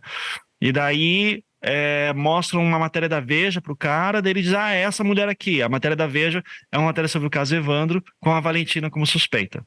Daí por isso que eu falei lá atrás para você como era importante aquele momento, tá? E aí então, no meio de vários pontos desconexos, a justiça começa a tentar conectar outros pontos que têm a ver com o caso Evandro. Isso. E daí começa essa questão de né, durante os júris, as autoridades de Belém e as famílias começam a se reunir com o pessoal do Ministério, que na época era a Secretaria de Direitos Humanos, que era com o deputado Nilmário Miranda, que é um defensor de direitos humanos, um cara importante, né, mas é o primeiro ano do governo Lula. E daí eles querem o quê? Assim, esse caso virou uma bandeira de direitos humanos. Estão matando nossas crianças no Pará, e é uma seita satânica fazendo isso, eles devem estar fazendo isso no Brasil inteiro. Olha a doideira, tá? É isso que eu quero que vocês pensem. Olha a alucinação coletiva, o dinheiro público que foi gasto nisso, tá? A quantidade de recurso que foi utilizado nisso. Porque daí você vai ter representantes do governo federal fazendo pressão em cima para que as pessoas sejam condenadas, né? E daí quando a Valentina não é condenada, todo mundo acha muito estranho. Daí começam a abrir investigação, tudo. Mas a defesa da Valentina foi muito eficaz em dizer, olha, isso aqui é uma mulher que tem as suas crenças, esses caras acreditam em coisas diferentes, mas você não tem como ligar. O depoimento do Edmilson, ele é completo. Primeiro que o Edmilson é uma dessas testemunhas que no meio do processo diz, não, eu estava sendo forçado pela Polícia Federal a falar tudo aquilo, eu estou me sentindo mal, é tudo mentira. E depois ele desdiz, não, na verdade eu estava sendo acusado, eu estava sendo forçado pelos Gomes, pela família Gomes, para mudar meu depoimento, mas eu reforço que tudo é verdade. O cara é esquisitíssimo, os depoimentos dele, cada um muda muito, você vê que os depoimentos sobreviventes mudam completamente também nos júris, você vê que tem alguma coisa estranha acontecendo ali. E, em específico, o governo federal olhando tudo isso, começa a dizer assim, então vamos fazer o seguinte, vamos botar a Polícia Federal para investigar todos esses casos que tem suspeitas no Brasil de crianças mortas por ritual satânico. Olha a doideira, tá? Daí pegam o caso Leandro Bossi aqui no Sul, bota a Polícia Federal, tem inquérito da Polícia Federal sobre o caso Leandro Bossi, tem outros casos também que eles colocam, mas a parte boa disso é porque no Maranhão tá morrendo criança, exatamente como morria em Altamira, coincidentemente no mesmo período, e tá morrendo ainda. E daí tem um grupo de policiais ali muito bons que começam a fazer uma investigação no Maranhão. Depois que a Valentina já está ela já está solta, né? A Valentina já foi absolvida. E daí você vai ter uma dessas coisas malucas, assim, que tá rolando uma força-tarefa no Maranhão com presença da Polícia Federal para justamente ver o que está acontecendo por lá. Eles estão tentando mapear tudo aquilo desde o início de 2003, mais ou menos. E, em paralelo, tem uma delegada que está fazendo a doutora Edilúcia, que está começando a investigar o caso de um menino chamado Jonathan, que desapareceu e que a irmã dele, se eu não me engano, falou assim: o Jonathan disse que ia sair com o Chagas. E daí a doutora Edilúcia começa a ir atrás desse Chagas, e daí descobre-se, logo depois do júri da Valentina, daí de novo, a teoria da conspiração vai lá para cima, mas descobre que tem esse mecânico de bicicletas do Maranhão que é suspeito de ter desaparecido com um menino e que ele pode estar responsável por mais desaparecimento de crianças lá. O famoso serial killer Francisco das Chagas. Certo? Isso. Aí entra essa suspeita, Ivan, e de fato o Francisco das Chagas esteve em Altamira quando os crimes de Altamira aconteceram? Isso nos primeiros depoimentos ele fala: eu nasci aqui no Maranhão, mas eu fui criado em Altamira e fiquei lá até tantos anos. E na hora, por causa do frenesi todo midiático, a delegada já começa a olhar: peraí, Altamira, criança, eu lembro, né? Já começa a aparecer, mas vai deixando ele falar. O caso, em algum momento, aí vai para o doutor Diniz, que vai ser o delegado que está participando daquela força-tarefa com a Polícia Federal para investigar os casos dos meninos mortos e emasculados do Maranhão, e que eles já estavam fazendo um esforço do tipo: criança no Maranhão, criança em Altamira. Tarará. Daí já ficam sabendo: prenderam um cara que morou em Altamira naquela época, ele é suspeito de um menino que foi morto. Opa! Daí...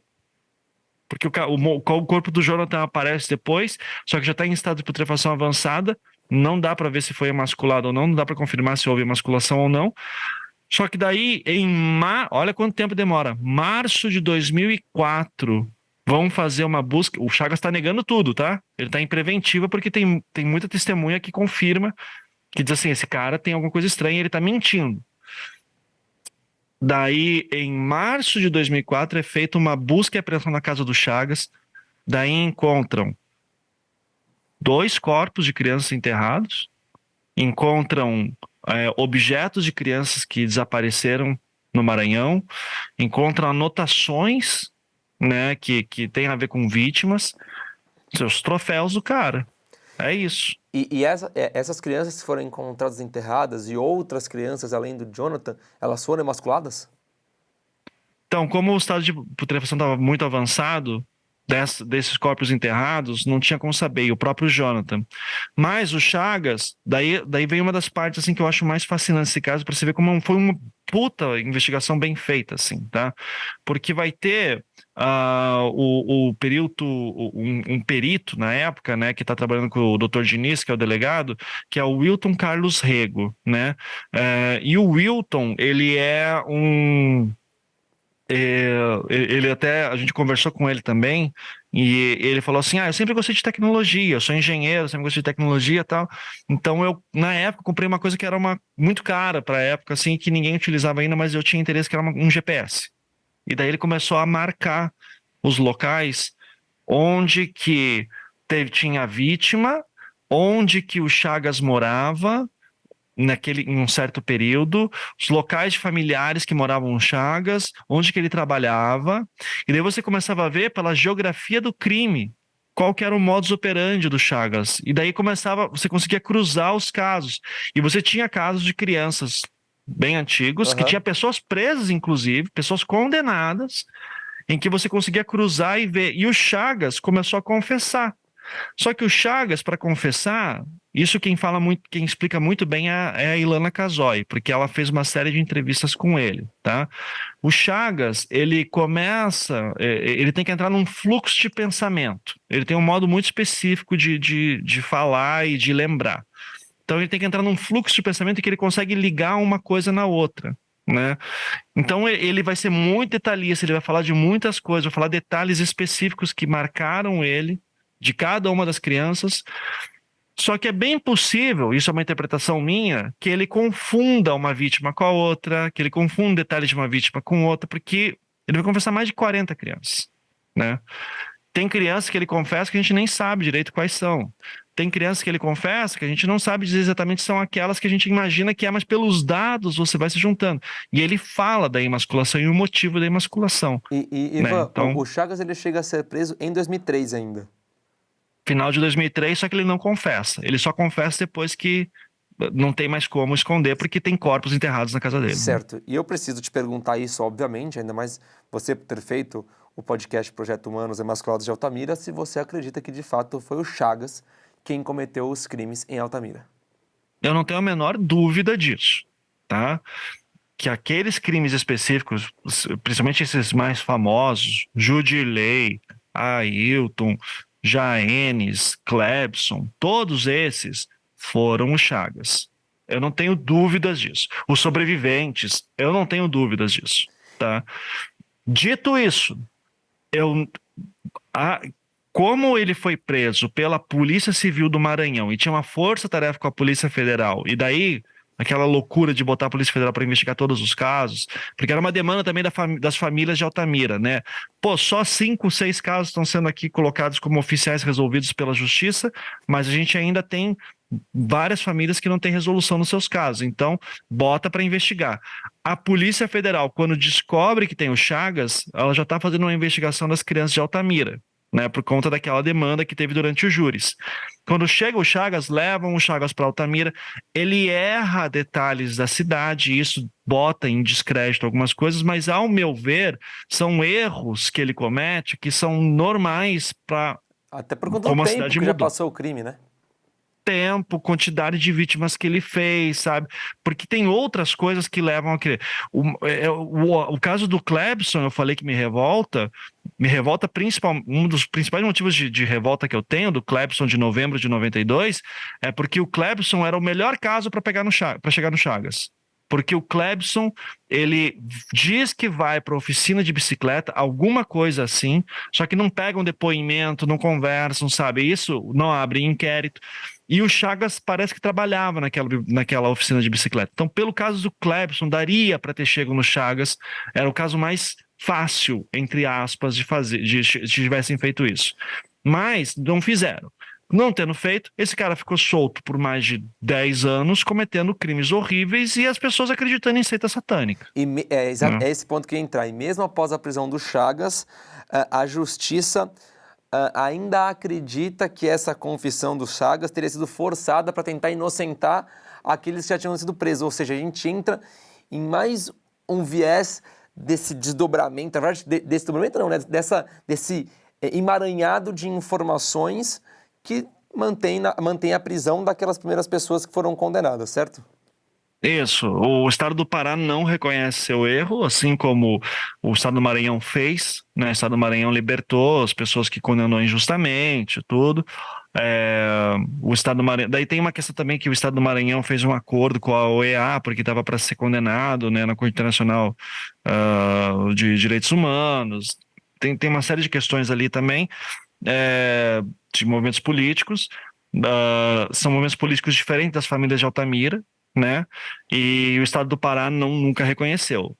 Todas as denúncias que a Polícia Federal fez foram basicamente arquivadas, com exceção de 1 ou 2 casos, e quando mesmo assim a denúncia era aceita pelo Ministério Público, ela era absolutamente ignorada, até que principalmente o Rubens entrou no caso e começou a andar representando o Vandiclay, o terceiro sobrevivente, né?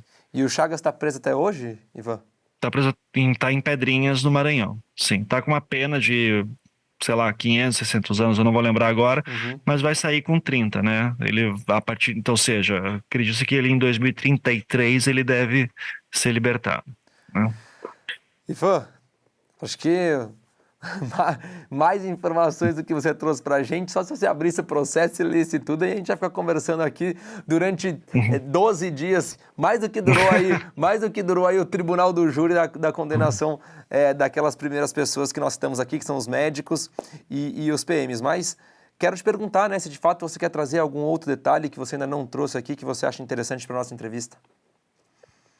Dois detalhes que eu gostaria de falar né, eu acredito que o Chagas é o responsável, mas eu concordo com o Rubens num ponto. Eu não sei se o trabalho da Polícia Federal foi levantar todas as vítimas e daí tentar dizer, ó, Chagas cometeu esses crimes. Eu acho que eles chegam num total de 12 ou 14 vítimas que o Chagas teria feito.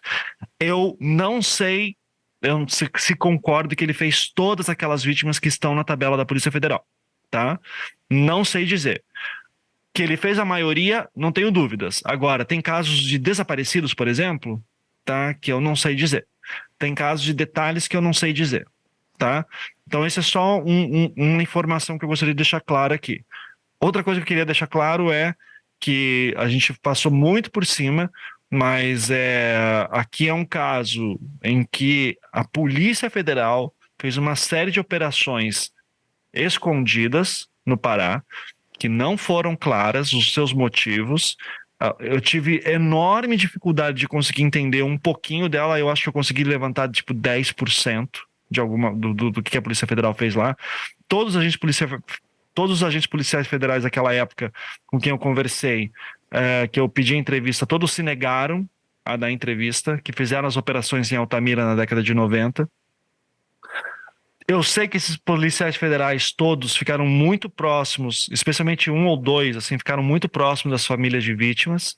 As famílias de vítimas entendem que a Polícia Federal foi a única que ouviu elas, e a Polícia Federal é da onde parte a suspeita de seita satânica. Porque daí descobrem também que a Valentina esteve em Altamira na década de 70 e 80, porque ela tinha um ex-marido que morava lá, blá, blá, blá, blá, blá, blá. Então, assim, tudo isso, tá, é uma confusão que eu costumo dizer começou no caso Evandro. Você não tem como entender o desfecho de Altamira sem entender o caso Evandro antes. As coisas estão conectadas, né? Então, o caso de Altamira, para encerrar, ele tem essas fases. A fase dos crimes, prisão do Amailton, prisão dos 7, toda a correria judicial dos 7, vai para júri, vai, não vai. Os júris, em que daí a Valentina deixa de ser a pessoa que está sendo acusada de estar presente nos crimes e ela vira a mentora intelectual, ou seja, ela não precisa estar no crime, porque até a defesa já tinha conseguido provar que durante alguns dos crimes ela estava na Argentina ou no Paraná, não tinha mais como dizer que ela estava sempre lá, né? Não tem uma passagem aérea da Valentina dizendo, olha aqui, ó, ela estava em Altamira nesse dia, ela comprou, não tem nada, né? E a gente está falando de Polícia Federal envolvida na investigação, eles poderiam ter acesso a isso, nunca levantou nada. E depois você tem a fase do Chagas, né? Que daí muda tudo. Só que nisso, todo mundo morreu, só o Sérgio ficou vivo, né? E é uma tragédia. Essa é uma tragédia para todo mundo, não tem nenhum vencedor nessa história. Vou te fazer um último questionamento, antes de encerrarmos aqui. Nos crimes que você acredita que o Chagas cometeu, você também acredita que ele pode ter tido ajuda de alguma ou algumas outras pessoas? Eu acredito que não, tá? Eu sei que o Rubens tem desconfiança de alguma coisa, eu tendo a acreditar que não. Eu acho que casos, especialmente tentativa de sequestro, que você tem ali, sabe, pô, o menino estava no carro, foi levado por 3 homens, eu acho que daí são outras coisas, tá? Porque a gente está falando de uma região muito violenta. Sequestros acontecem, sabe? Infelizmente essas coisas acontecem. Então eu acho que não é a mesma coisa. Eu acho que o Chagas agia sozinho, sempre agia sozinho. Infelizmente é o perfil do serial killer clássico, assim, né? Certo, Ivan. Agradeço muito, foi um prazer conversar contigo. Peguei aí 2 horas do seu tempo, mas eu acho que é impossível a gente tratar de um caso como é o caso de Altamira, ainda mais com esse montante de informações que você tem, sem a gente trazer esses detalhes. Então, eu te agradeço muito, foi um prazer conversar contigo. Muito obrigado por ter trazido mais detalhes, mais desdobramentos dessa história de Emasculados de Altamira. Temos aí uma pessoa que, na sua opinião e na minha opinião, a gente compartilha disso, é de fato, a autora desses crimes ou de algum desses crimes, que é o Francisco das Chagas. E então, mais uma vez, te agradeço. Muito obrigado pela oportunidade de poder conversar com a gente e o nosso canal aqui está de portas abertas. Muito obrigado, Léo. Foi um prazer. Espero que tenha ajudado a esclarecer alguma coisa. Essa história é muito complexa, muito confusa. A gente falou, e eu reforço que a gente tocou na superfície. A coisa é bem mais complexa. Teria muita coisa para falar, mas assim, acho que para uma introdução tá bom. Agradeço novamente. Enfim, estamos aí à disposição para tirar mais dúvidas se precisar. Gente, hoje conversamos com o Ivan Mizanzuki. O Ivan ele foi responsável pela elaboração do podcast Projeto Humanos Emasculados de Altamira. Inclusive, nós vamos deixar na descrição desse vídeo o link para caso vocês queiram também ouvir o podcast do Ivan, que é muito bom, muito completo, enfim, traz todos os desdobramentos, detalhes desse caso que é tão complexo como vocês puderam ver aqui na nossa entrevista. Só como informação, né? Esse caso aconteceu aí no final dos anos de 1980 até 1993, na cidade de Altamira, no interior do Pará. Diversas crianças apareceram mortas e emasculadas, algumas delas desaparecidas até hoje, não sabemos do paradeiro dessas crianças, e tivemos algumas outras vítimas, 3 vítimas que sobreviveram aos ataques, tá? No decorrer de todo esse enredo, de todo esse cenário, algumas pessoas foram condenadas, como esses médicos que nós citamos aqui, o Anísio e o Césio, os policiais militares, alguns deles já estão mortos. Desses condenados, o único que está vivo até hoje em liberdade condicional é o Césio, todos os outros condenados já estão mortos, e em 2003 aparece uma figura muito importante desse caso, que é o Francisco das Chagas, que é considerado aí um grande serial killer do nosso país. Ele está preso, segue preso e, de acordo com as informações que nós temos, só pode ser solto, deve ser solto só após o ano de 2030.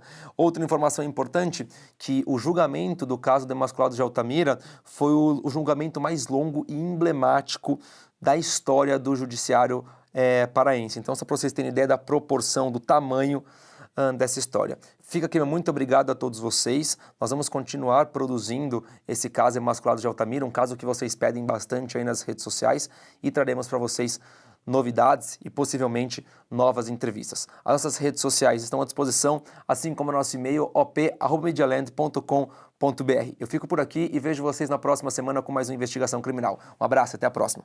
Tchau, tchau.